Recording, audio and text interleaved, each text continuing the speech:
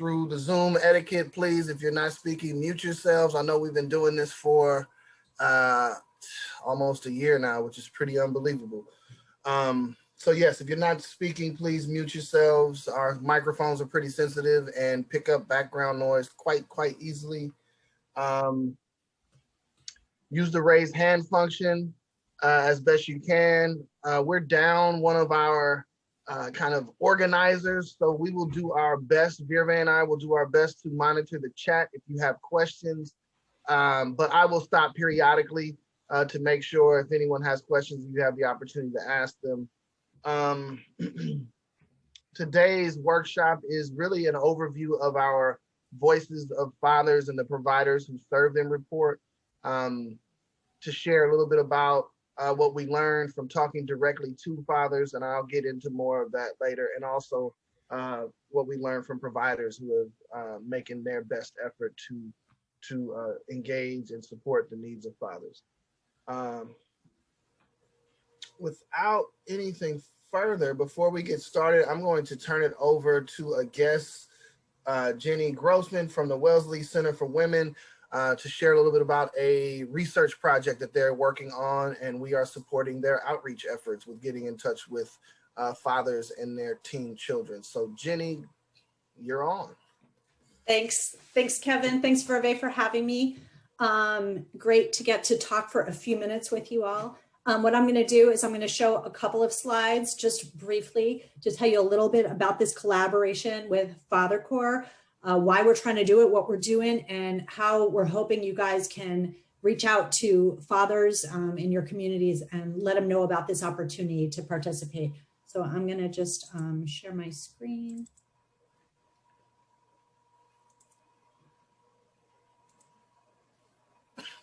Okay, great. Yes, so we are doing a project through the National Institutes of Health to really understand how fathers talk to their teens about things like relationships and sex, what conversations are happening, what conversations are not happening.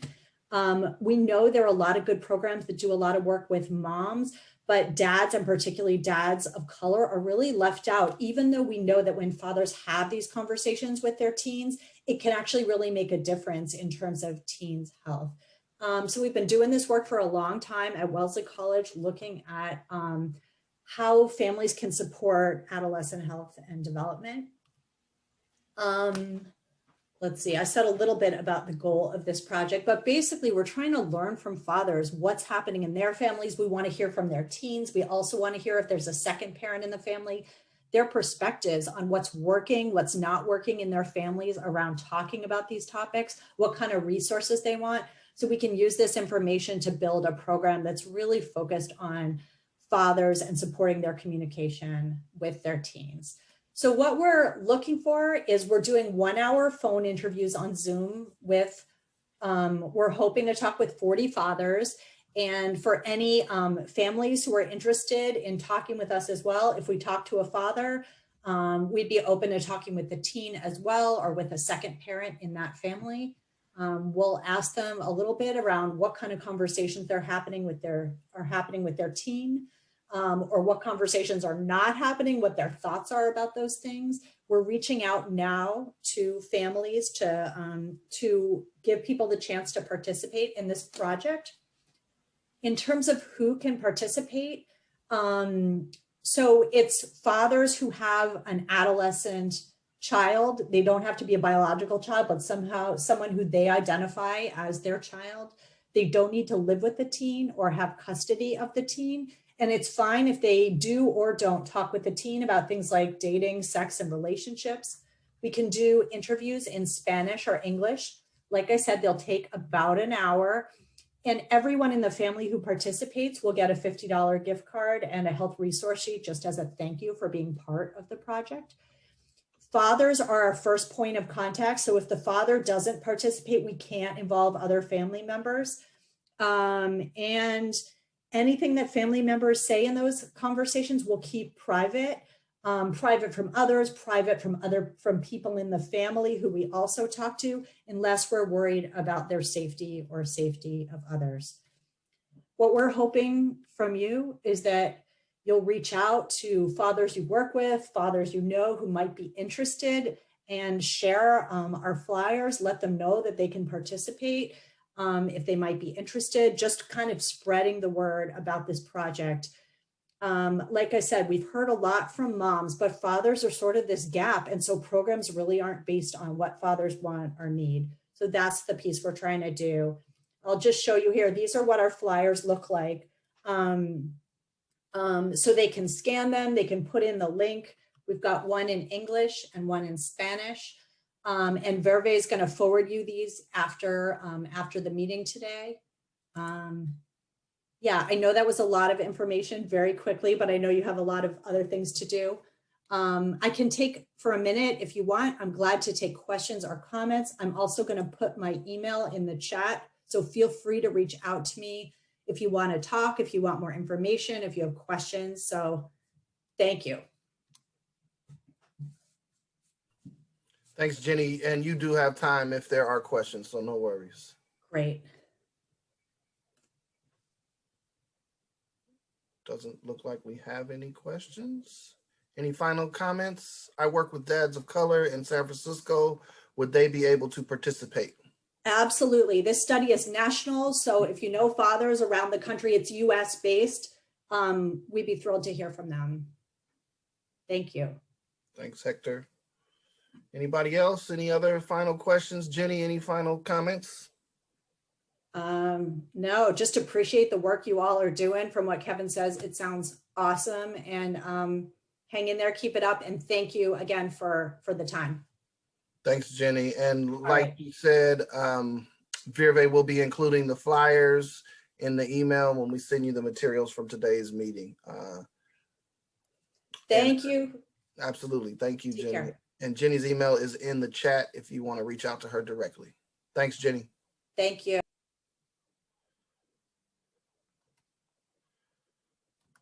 All right, we are going to get started. Hope everybody is doing well. Give me 1 second. Here's our agenda for today. We're going to do a quick icebreaker, provide an overview of the Voices report. We'll get into breakouts to discuss the barriers, breaking the barriers to father engagement. We'll review some key partners to change the system, and then we will wrap up and get out of here. So Virve, we're going to go into breakouts for this icebreaker. If you can put 3 to 4 people per room, that would be great. And these are the questions that we'll be asking you to respond to. What are the barriers to fathers being engaged in the lives of their children? And then also, what are some of the barriers to fathers engaging in social and family support services? So what are the barriers to dads being engaged in the lives of their children as you see them? And then also, what are some of the barriers to fathers engaging in support services? So why can't we, are we having trouble engaging fathers in the services that we provide? And we're going to spend about 5 to 7 minutes in the breakout rooms. And then I want to hear back from you guys when you come back. So Virve, we're going to go 3 to 5 people per room, please. Okay. Can you stop sharing the screen, please? Yes, that might help, huh? And I'm going to put the questions in the chat.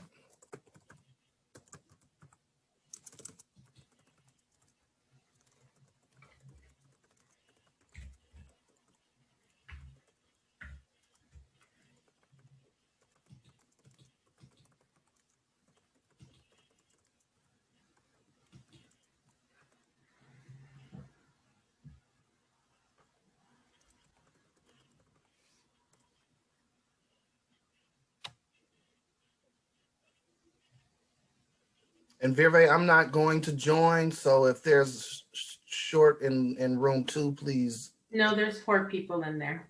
Perfect, thank you. Who do we have here? Donna.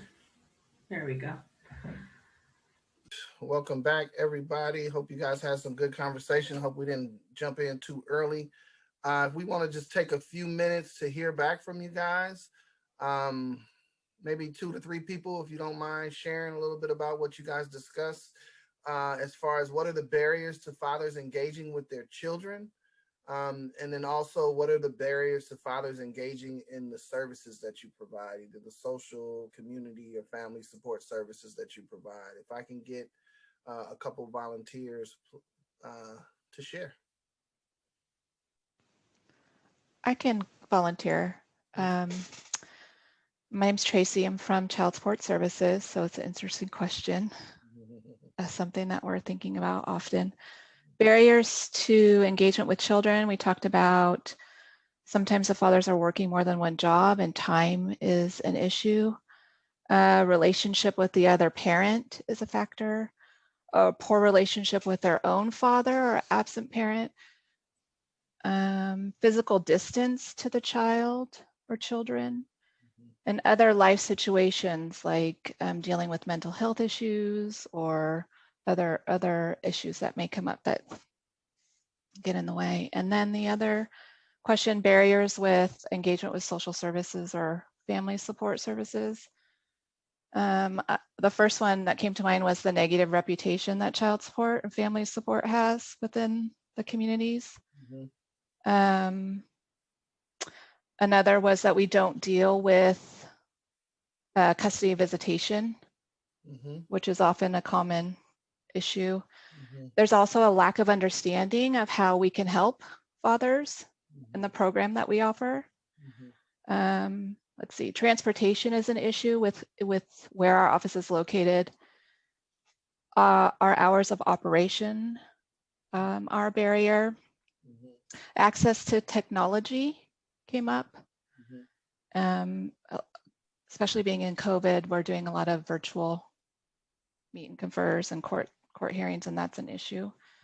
Our relationship with other parent, there's some that came up again, life situations, mental health issues. Culturally, that there's a thought that fathers don't want others involved in their private family situations. And also there's a sense of pride and that comes into play where they don't want to ask for help or assistance. And our terminology can sometimes be off-putting or complex, can be confusing. Tracy, those are great. I mean, it sounds like you guys had some really good conversation. A lot of what you discussed will come up during the presentation today. So Perfect, thank thanks. you for sharing. I'll share a little bit from what we have in the chat. Some of the barriers we discussed were immigration fears, dad in jail, relationship with mom, dad always working. Yep. Don't even see their own. Some of the barriers that we don't even see are their own relationships with their own father or those around them, like the child's mother. Yes, relationships, complicated relationships are definitely issues. We hear that all the time. Even cultural backgrounds can be a barrier because sometimes we don't know how to have a good relationship or what qualities a good father should have. Systemic issues that punish fathers that truly want to co-parent, like child welfare, child support, criminal justice, etc. Those are all comments that were in the chat.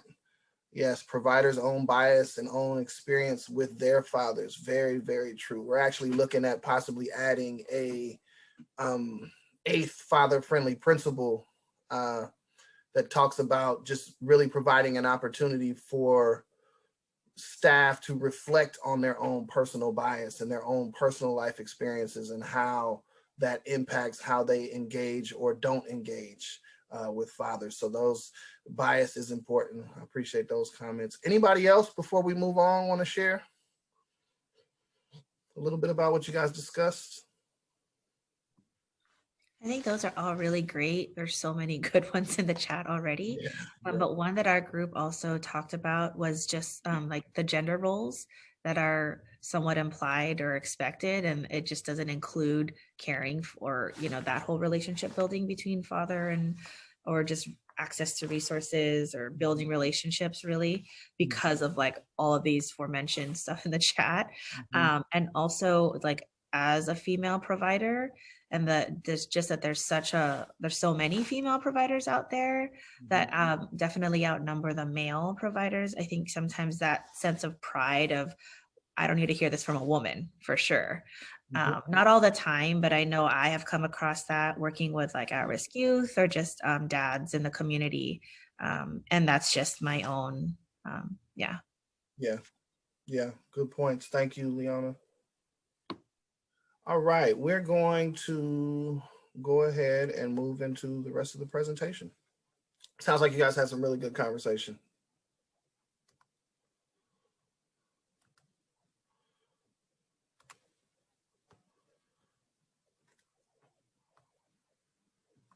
All right.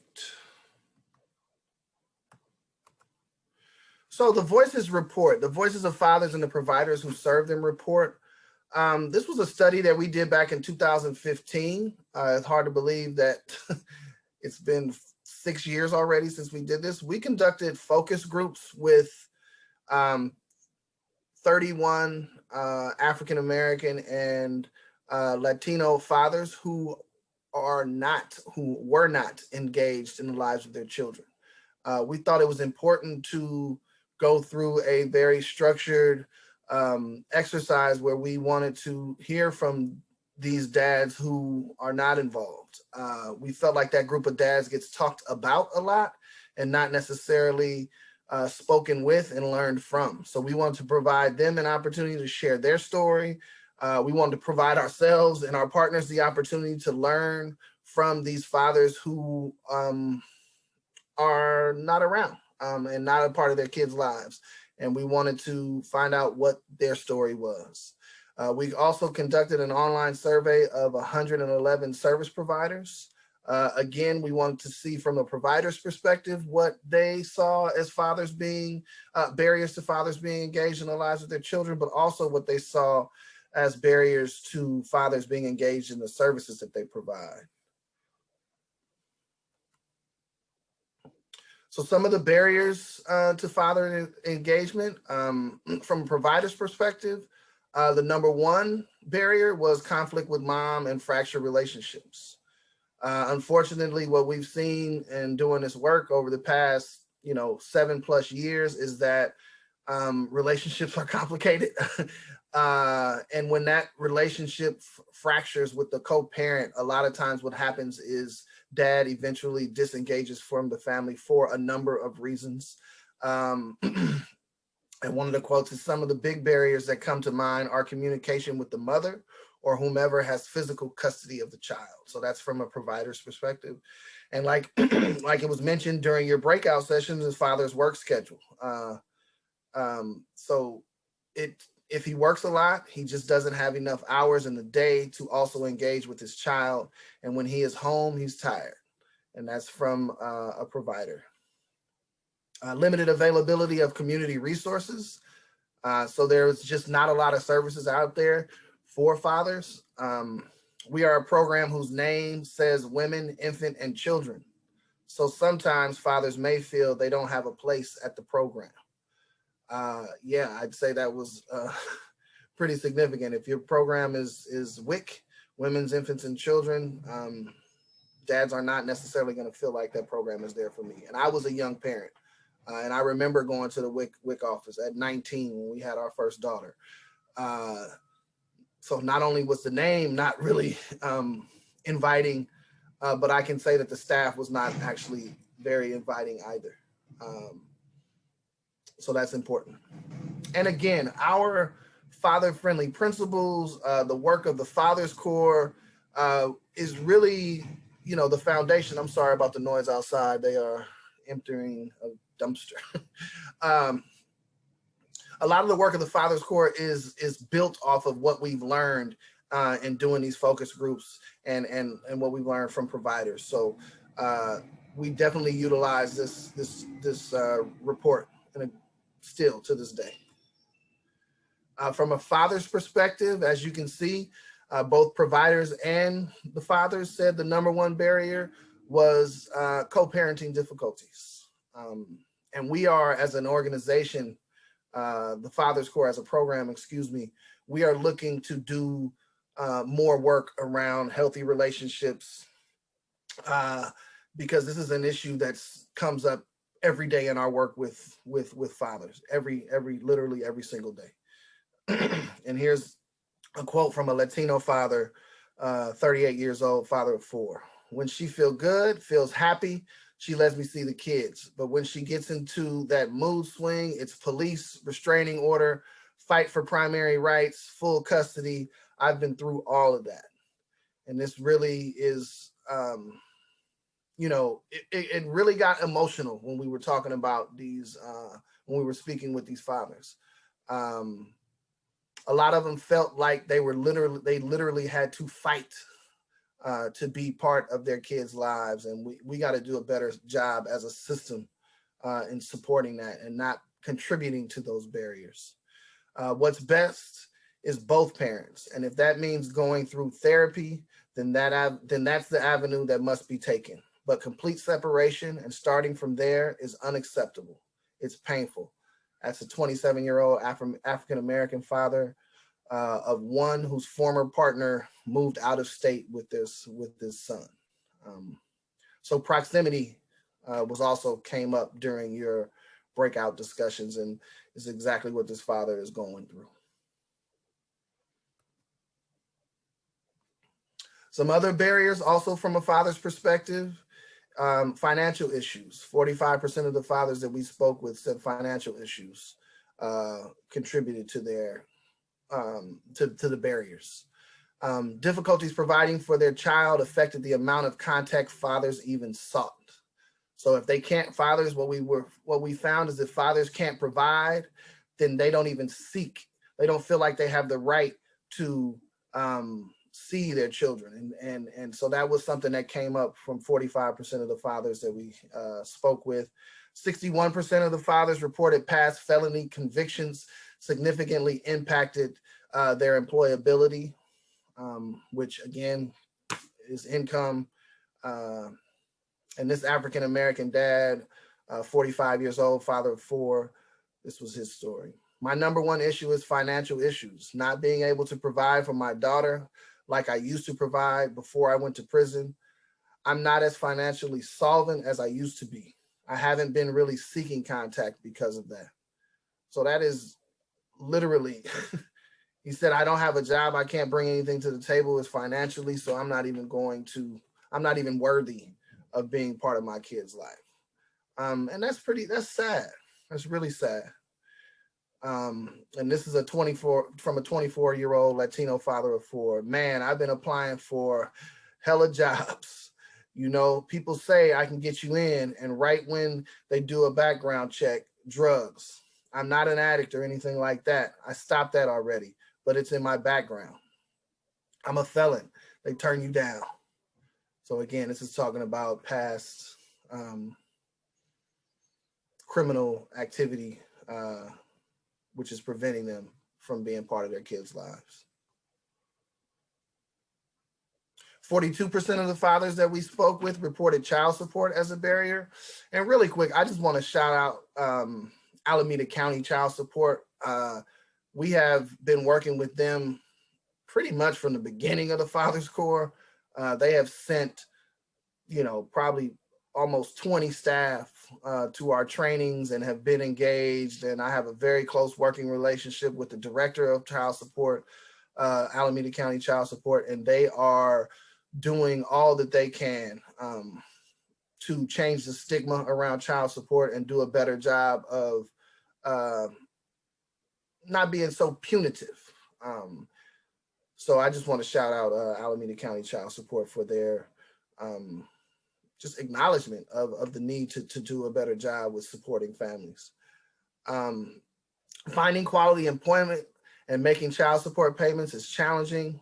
Unsuccessful in altering payments. So these are the dads, again, that we spoke with. They felt like they were unsuccessful in altering payments to fit their current financial circumstances. And then non-payment and large arrears contributed to conflict and resentment between parents. We definitely have seen that in our work that when dads have these large arrears and have these large payments that are due, it definitely impacts the relationship, the co-parenting relationship, and the feeling of resentment towards mom. And this is from an African-American 45-year-old father of 4. I have a crappy job working at Toys R Us. So even if I'm up at 4 or 5 in the morning, unloading the truck and stuff, when I get my check and open the envelope, I almost want to cry. I work 40 hours a week and then I look at my check and it's like $110. I can't live on that. Why should me being a father be based off of financial issues? Again, that's an African-American 45-year-old father of 4. I just feel that the child support thing shouldn't be the most important thing. If you want to be an active father, you should be able to be an active father. You know what I'm saying? This is a 26-year-old African-American father of 1. Again, you see they're connecting access to their child with child support, or their ability or lack of ability to pay child support, which is, that's a narrative issue that we need to work on. Fathers, Kevin, can I chime in on that for a second, Darren? Yes, please. I'm sorry. I was supposed to be stopping for questions. I get it. Thanks for jumping in, Darren, please. So I'm gonna leave my camera off because sometimes I have this. Yes, it does. It makes your internet drag. Darren and I talked about you last night. We were gonna have to give you a personal call about your internet. You know what? I'm going to get a new computer. They were saying it might be my janky computer. Gotcha. But so let me say this. Now I'm going to speak from an I statement. Please. Then I'm going to speak from a service statement as well. Please. My I statement as a father. There's no reason not to be in your child's life if the mother of the child is willing to and open to having you there. Because sometimes we know the relationship can hinder that. So that's my I statement. Gotcha. From a service provider, I try to talk to my young men that think that the money, I don't have no money, so I'm not a good dad. And I encourage them that spend the time, right? Yeah. Especially in the area you can. But what also hinders that, Brother Kevin, is the mother of the child is pressing him like, you don't got no money, you can't see your child. But I don't have access to the young ladies because it's the male program. Right. So I would have liked to speak to the mother of the child to say, hey, he's trying to get his stuff together, but at least let him see the child, let them build a relationship, But there's a lot of young ladies that, have these children and then are like, well, you ain't got no money. You went out, Darren. Well, I'll piggyback as Darren gets his connection reestablished. A couple of things. And children with. Darren, you went out for a minute. Okay.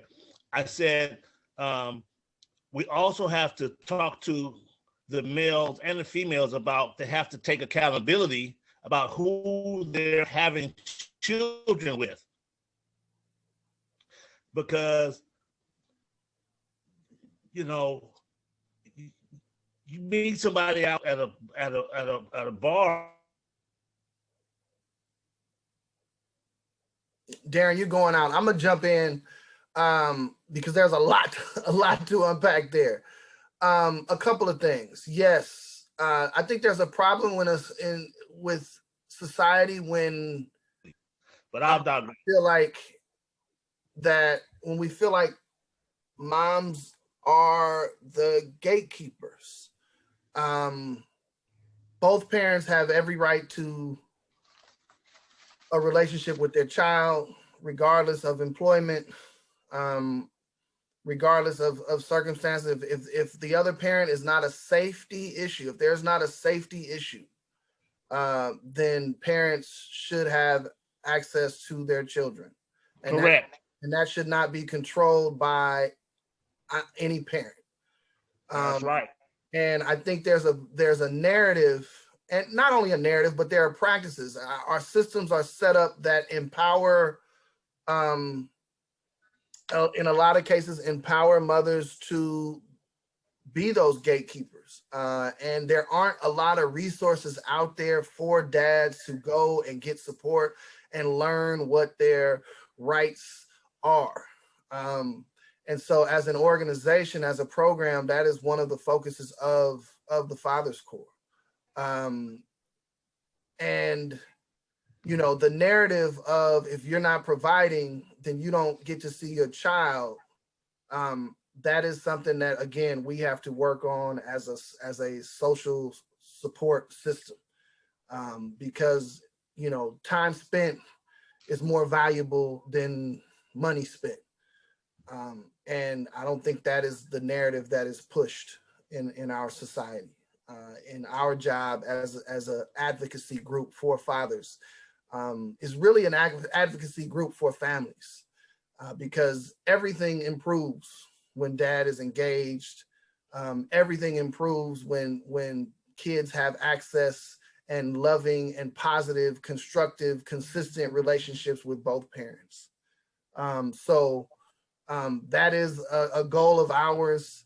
Darren, as far as the relationship things, that, like I said earlier, we are definitely looking to move in the direction of expanding our services, so that we can provide some more healthy relationships training. Our next workshop in March, and this is for folks, any of you guys who are providing direct services to families, we are looking to identify a set of healthy relationships principles, and we are going to go through an exercise for our next workshop. So our March workshop, that is going to be a working meeting where we are looking to identify a set of healthy relationship principles for providers, so that our male providers like you, Darren, and our female providers who are working with moms, and our male providers who are working with dads have a common language when we talk about healthy relationships. Mm-hmm. And in a lot of cases, what I've seen is that our providers at times take sides. And again, instead of preaching a message of, you know, unless dad is a threat to your child's safety, then your child benefits from having him in his life, and you as a mom should not be a barrier to that. You should be encouraging that. And that is the message that we need to be sharing with the mothers as providers. That is the message that we need to be sharing as male providers working with fathers. That is critical. Virve, do you see, are there any questions in the chat that I need to address? No, you're okay. Okay, perfect. Darren, I appreciate those comments. Are there any more questions, comments that people want to share? No, hearing none, I'm going to move on. And just so you guys know, I only have 4 windows up on my screen, so I can only see 4 people. So if you're raising your hand or making a motion, I can't see you. So if I stop for questions, please feel free to unmute yourself and jump in. And like I said, Virve is doing the best she can to monitor the chat.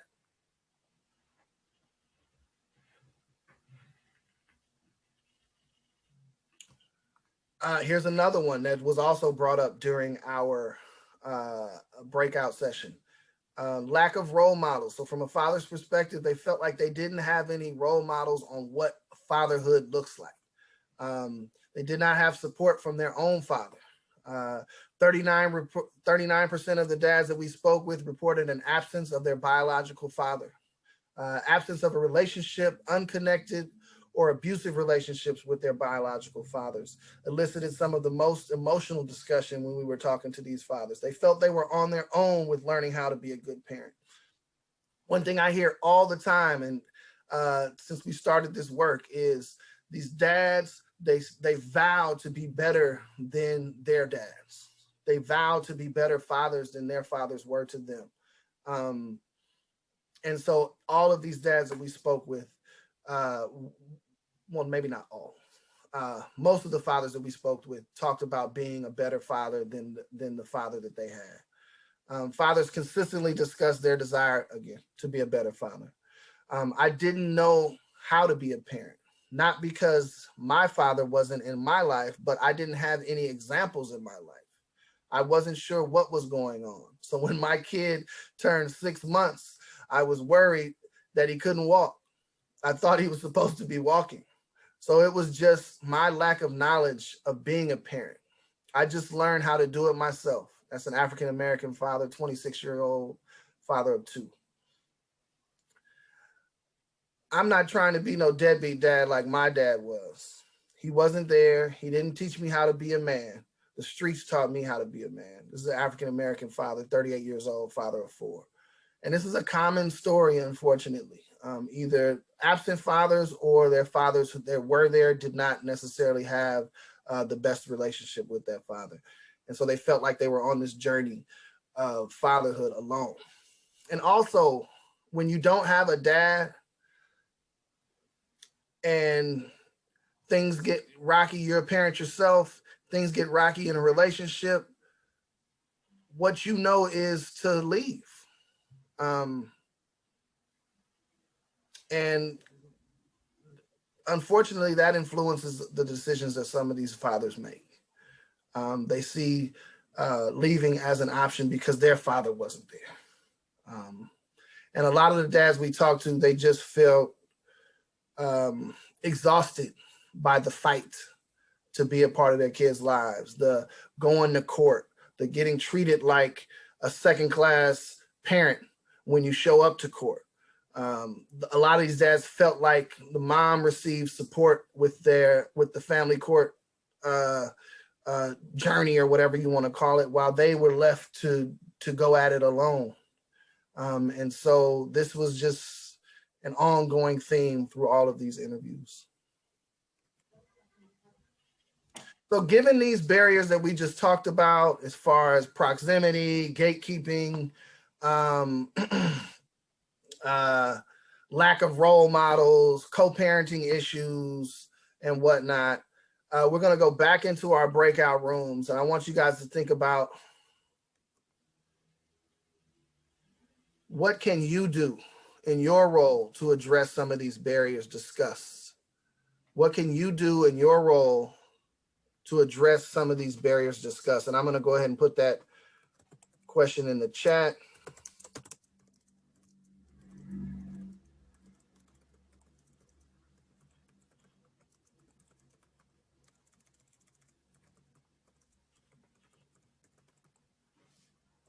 And Virve, same thing, maybe 3 to 5 folks per room. Okay.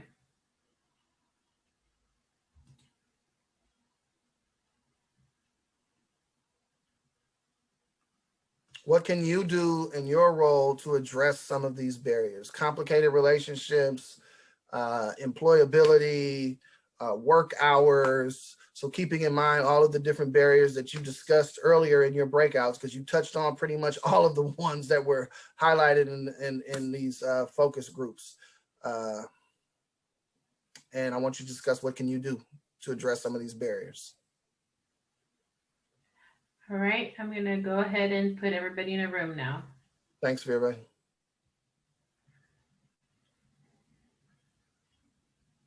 And Virve, room 3 has enough people without me, right? Yes. Okay, perfect. Back, everyone. Hopefully you guys had some good conversation. I'd like to take a few minutes to hear what you guys were talking about. The question is, what can you do in your role to address some of the barriers that have been discussed today? And can I get a couple of volunteers to share? And feel free to utilize the chat to share what you discussed as well.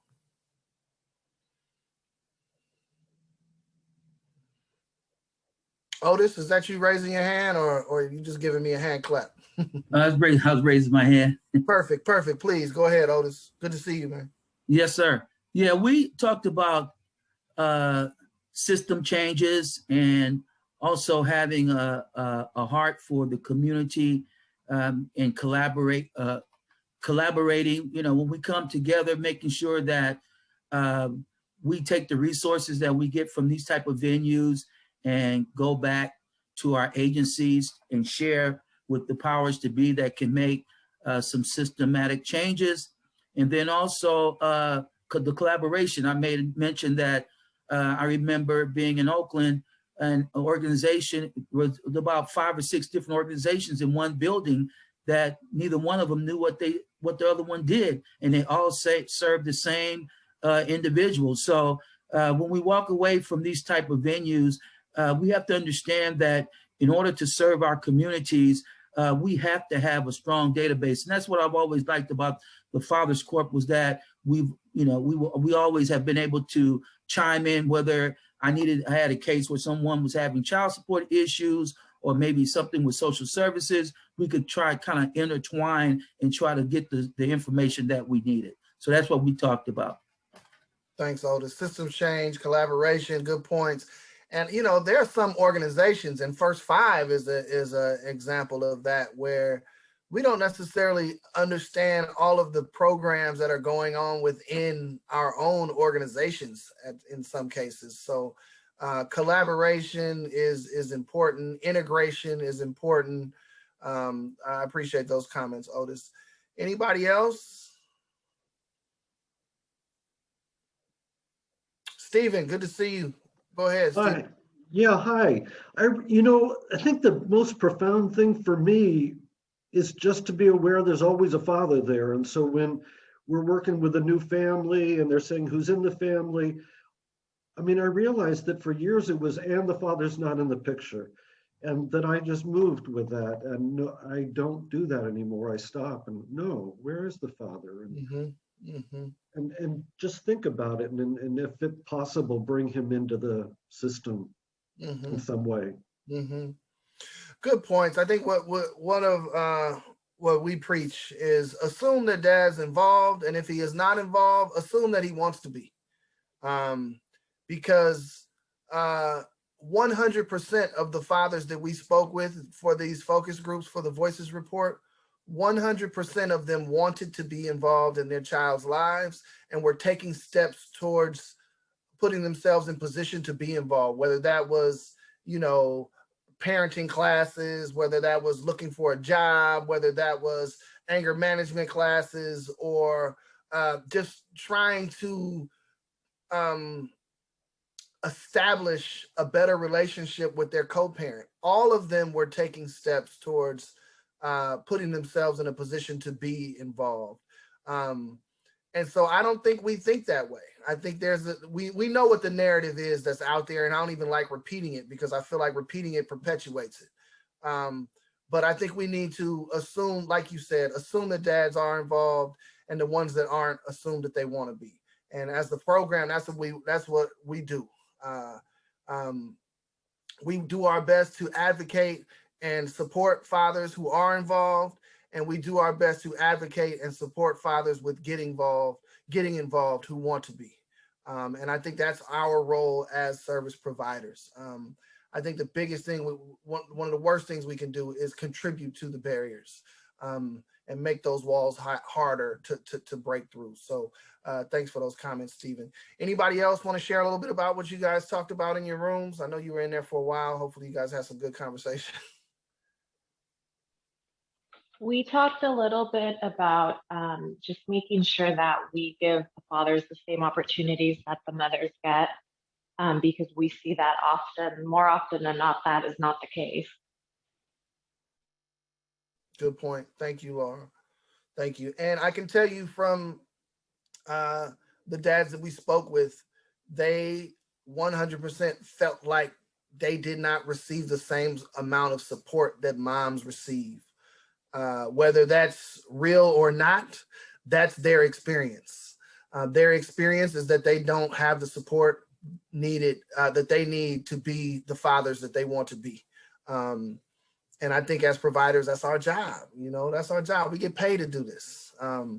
So let's do the best that we can with supporting these fathers with getting involved. Yes, I completely agree. As a supporter, and as well, even like my husband mentions it all the time, how he notices the differences, and so being able to make sure that we don't make that same mistake and create to the barrier definitely helps. Exactly. Thanks, Laura.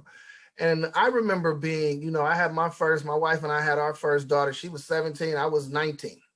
And our oldest daughter is 24 now and living out on her own, which is pretty crazy. But I remember just not going into these doctor's offices and they wouldn't even look at me. Going into the dentist's office, they would not engage with me. Going to pick kids up from school, the welcome that my wife received was very different than the welcome that I received. And that makes a difference, So again, I just put it back on us as a provider, as providers, as we just got to pay more attention. And in doing this work over the past 8 years, for the most part, it's not that providers don't want to engage dads. It's a couple of things. They don't know how, they don't feel comfortable, or that just wasn't on their radar to do it, and the father-friendly principles and establishing the Father's Corps has definitely, I feel like, moved the needle on that issue with just getting providers to be a little bit more intentional with their with the language that they use, with with the invitations that they extend to dads to participate. A lot of times dads are the ones dropping mom off and to receive the services. So let's, extend that invitation to dad to come in, talk. And he may not accept it the first 1, 2, or 3 times, but if you keep extending that invitation, eventually hopefully he will take advantage. So I appreciate those comments. Anybody else? Maria said, not taking sides, offer programming when it's convenient for dad, start the connection with dads from the beginning. I agree 100% with that. Dads are engaged a lot of times very early on in the child's life. I think we need to do a better job of maintaining that connection to dad, because dads show up and we have to just do a better job of establishing and maintaining that connection. So thanks for that comment. Trust always takes time, no doubt, Maria. Anybody else? Good afternoon, everybody. So being a father that had to go through the CPS system, I saw that it was very biased and unbalanced, right?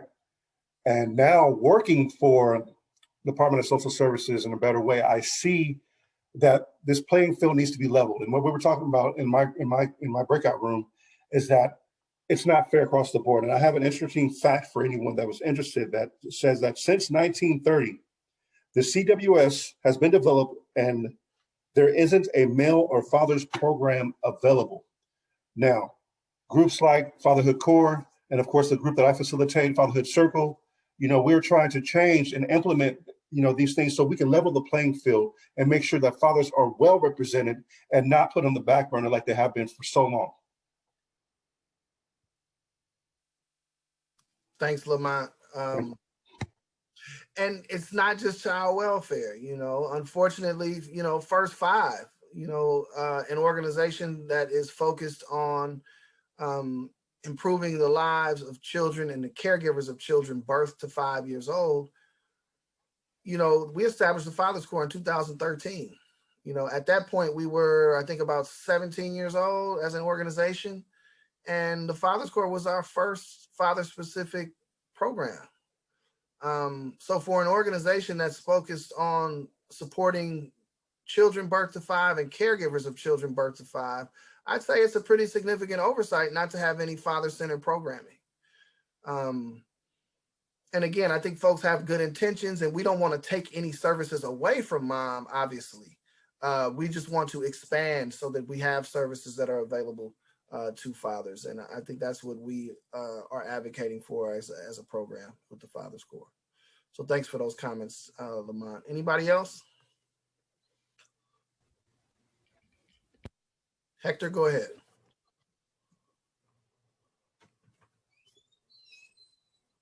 Hector, did you want to say something? We can't hear you. Okay. Hector, if you want, feel free to go ahead and type it in the chat, and I can read it off for you. Anybody else? I just wanted to say, in addition to what you were just saying, Kevin, about not perpetuating the cycle, like as a female provider, like I've worked with at-risk youth in Oakland, San Francisco, and I work in a school district now.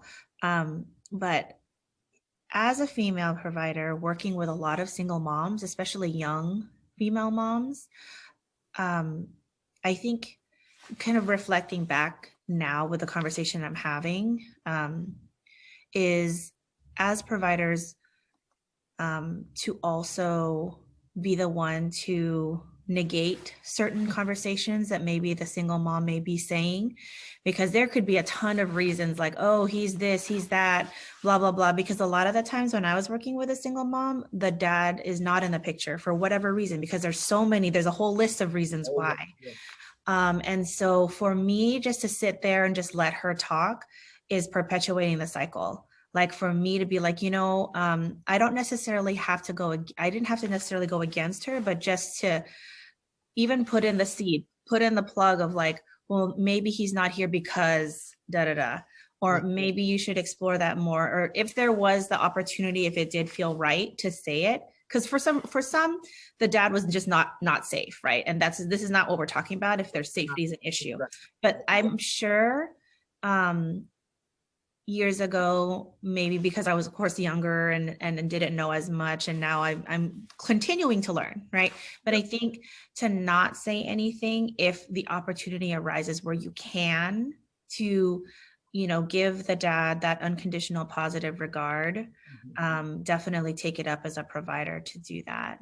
And sometimes that does kind of make it uncomfortable, but even if the dad's not in the picture, that's still sticking up for the dad, who, it may help in some way. Yeah. I appreciate those comments and totally acknowledge that it's not easy. We have our life experiences, and dad may not have been a perfect partner. He may have done some things that were inappropriate as a partner in a relationship. And we are definitely capable of that, as far as, we are not always the most mature, the most supportive, active, engaged spouse or partner.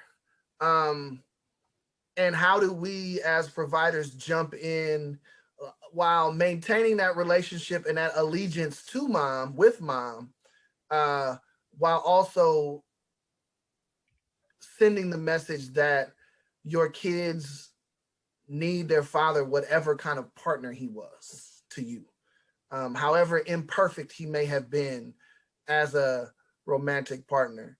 And so the healthy relationships principles that we're going to be working to develop will hopefully provide some talking points for providers, some tools, some strategies for how to jump in on that conversation, maintain an allegiance with the parent, but also just reinforce the importance of dad's role and reinforce the idea that, children want a relationship with their fathers, and how do we do that? And so just like we did with the father-friendly principles, we want to identify some common language, some common strategies, but we also want to develop tools so that to support providers in having those difficult conversations. So total acknowledgement that it's not easy and it's a slippery slope, because what you don't want to do is you don't want to damage the connection that you have with mom, but you also don't want to reinforce this negative narrative. So I appreciate those comments, Leona. And from Hector, Real collaboration with systems like social services, work with child support to create parenting time plans that base dads' child support payment connected to the time they spend with the child, more time with the child, less monthly child support, especially if these payments are going towards paying back the system. You know, it's one thing if these payments are going directly to mom to support the child, but it's a real issue. I have a real issue with taking money from low income, no income, underemployed dads to pay back a system that is not counting on that money, does not even count that money into their budget. So that is an issue that we are looking to address. And in some states, and they have done 100% pass through where the child support funding has gone directly to mom, not to pay back the child.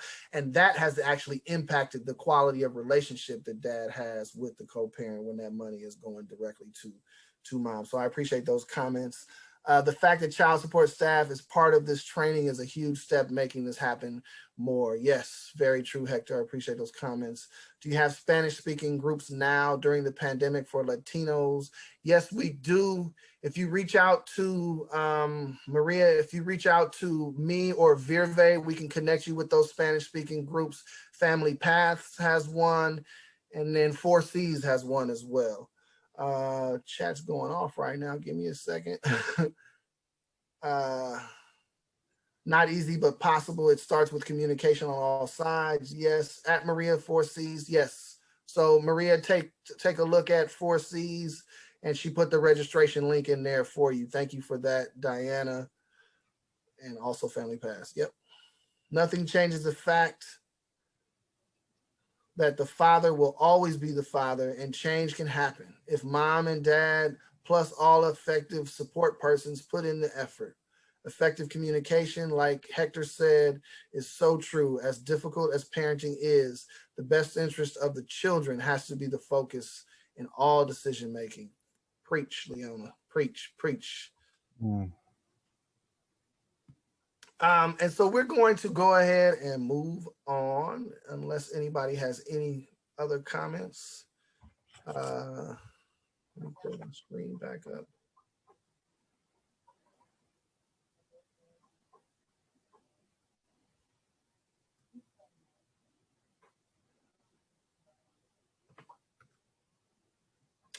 So we also talked to dads, and we wanted to find out what they needed most. And we asked the providers the same thing. So from our service providers' perspective, over 30% reported that father-specific supports and resources are what fathers need most. The idea that fathers' needs are unique, so father-specific programming and resources is important. This one-size parent program fits all doesn't necessarily work. Although I will say 4Cs has a program, a parenting program. I used to be their program officer for our community grants, and they've been really successful with their engagement of fathers through their general parenting program. They actually were one of the stars as far as before the Father's Course started with supporting dads and getting dads to participate. So shout out to 4Cs. Programs and services must be tailored specifically for fathers. 100% agree. Programs and services created intentionally and specifically for dads. Over 25% reported that fathers needing parenting education. So, and even the dads themselves said they would have liked more knowledge around how to be a parent. Enhance fathers' knowledge of child development and the important role fathers play in supporting their child's development. Some of the other needs was just acceptance and acknowledgement. Dads do not feel accepted, do not feel acknowledged. Co-parenting, education, and support. Again, this co-parenting and healthy relationships issue is something that comes up on a daily basis with our work with fathers. Mentorship, considering that a lot of these dads did not have relationships with their own fathers or didn't have positive relationships with their own fathers. Mentorship was important. And then obviously, given the financial issues, quality employment. Fathers need appropriate supports, whether it's an opportunity to talk about their concerns, to specific services tailored to fathers. And these are quotes pulled directly from service providers. Education/support that specifically focuses on fathers and their role in the family. Feeling that they are an important figure/role model in their lives and their presence is needed and wanted.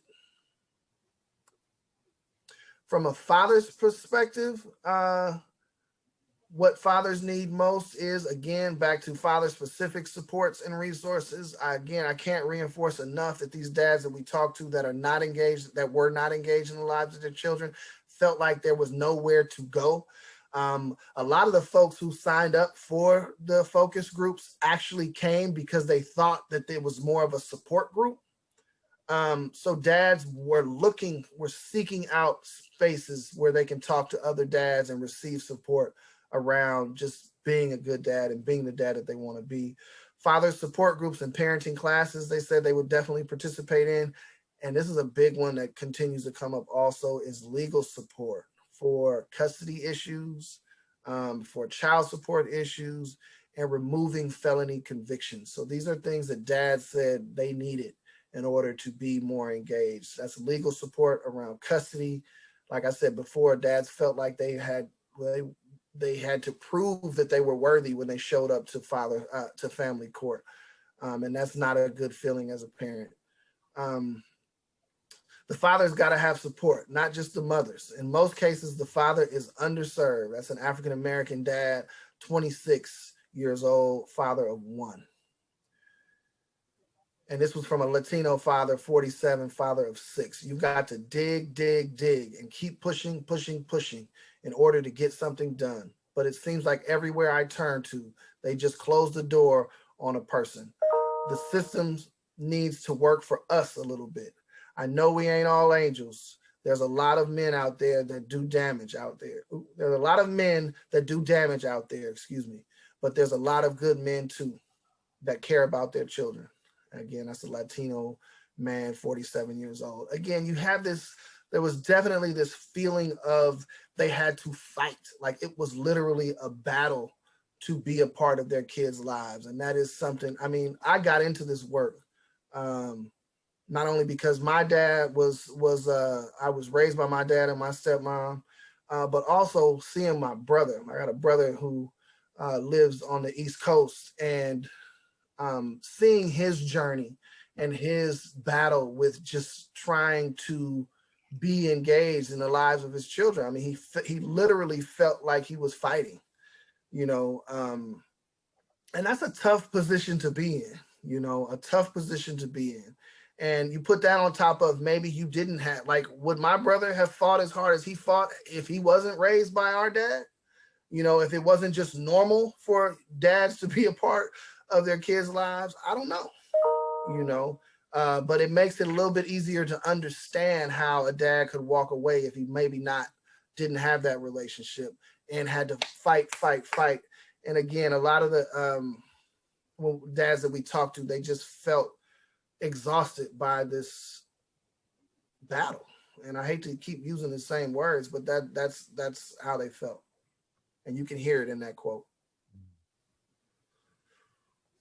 Now I just want to share some successful father engagement strategies that service providers shared. Again, we go back to this, father-specific supports and programming. That is important. If you want to engage dads, trying to cram them into a parent group may not be the best approach. I understand we only have the resources that we have, but father-specific supports and programming is important. Male service providers is important. It's not the only way. There are women who are successful with engaging and supporting fathers, but in having men in the field is important. And one of our father-friendly principles. Activities that are more kinetic or hands-on have helped fathers bond and be much more open to hearing feedback and discussion on issues and topics. Offering evening services. This came up during your discussions as well, and also one of our father-friendly principles. Offering evening services for fathers that include childcare, dinner, and transportation when needed is important. These are some successful father engagement strategies as shared from service providers. So based on all that we learned from these focus groups and from the survey of the service providers, we made a set of policy and programmatic recommendations. And so I just want to share those with you. So these are our policy and programmatic recommendations based on not only the Voices report, but just based on what we've learned in doing this work. Offer family and father specific services after hours to accommodate the work schedules of fathers. Train family service providers on how to engage fathers and father figures in a father-friendly manner that welcomes full participation, and increase the number of male staff within family service organizations at all strategic levels. Provide ongoing programs through Alameda County Family Court and family service systems that support fathers and mothers to develop and maintain healthy co-parenting relationships. Very important. Adequately fund and staff county expungement resources to remove barriers to employment and housing opportunities for fathers and father figures with past criminal convictions. Ensure family service program models funded by and contracted out with county funds include a fatherhood component and are effectively engaging and supporting the needs of fathers and father figures. So any family service program models we think should include a father-specific program component. That's what that recommendation says. Require that father-friendly principles be reflected in measurable contract outcomes for family services providers doing business with Alameda County agencies. And we've actually had some success with this one. Alameda County Healthcare Services Agency included father-friendly principle implementation activities in 15 of their contracts, 10 community health, not clinics, what are they? They hate when they do clinics. Community, I'll use right now because I'm at a loss for the word I'm supposed to use, sorry. 10 community health clinics have been provided $50,000 each to begin taking steps towards implementing the father-friendly principles. And this is, we're in our third year of that right now. So Healthcare Services Agency has made $1.5 million investment in community health centers, and in supporting them with the implementation of the father-friendly principles. So these are systemic changes that are going on as a result of the work that we've been doing. Create an interagency father and families council to monitor proposed and existing policies and practices within the family court system, social services agency, healthcare services agency, and probation. We moved the needle on this one as well a little bit. We established the interagency fatherhood work group with members from social services, healthcare services, probation, child support. First Five is at that table, Alameda Health Systems, Alameda County Library is at that table. I think that's everyone, and my apologies if I missed anyone. But that table was established to put together a county plan for becoming a more father-friendly county and for the implementation of the father-friendly principles throughout Alameda County. So we are moving the needle on some of these issues. And this came up in the chat, but review the best interest of the child standard utilized by family court staff and the judicial bench to ensure that irrelevant criminal histories are not given undue evidentiary weight by the staff against fathers or father figures. So review the best interest of the child. If we're talking about the best interest of the child, unless, like I said before, unless dad is an actual threat to the child's safety, then dad should be involved, and that should be enforced through family court. And something else I feel strongly about is get rid of the word visitation when we're talking about fathers spending time with their children. fathers don't visit their kids. Fathers raise their kids, fathers spend time with their kids, but visitation is not accurate and shouldn't be used. Key partners needed to address some of these barriers: birthing hospitals. We feel like dads are, in a lot of cases, at the birth of their children. They are there. We should have support services and available for them and connect them with services right there on the spot. Child support. We've been doing a great job of working with child support, child welfare. Again, these are key partners needed to address these barriers: early childhood education, family court, healthcare services, probation, school district, social services, and I'm sure that list could be a lot longer if we spend a little bit more time on it. So these are key partners needed to address some of these barriers. And you guys, providers, the folks that are on the ground in the communities working with families, you guys are probably the most important partners that we have. And I want to say that is it as far as the presentation is concerned. Any final thoughts, comments, questions that anyone has about the information received today, about your work? Please feel free to jump in. Virve, if you can do me a favor and post the link to the survey, to the workshop survey, so folks can please respond to that. And just so you guys know, the Fatherhood Partnership is a program that we meet on Thursday. So we just met yesterday. But that is the program that creates father-specific parenting education and support groups. So if you have fathers that you work with, please feel free to reach out to Virve or myself, and we can connect you with one of those fathers, or connect you so you can connect the father with one of these fathers groups that we are starting through our mini grants program. So, any final thoughts, comments, questions?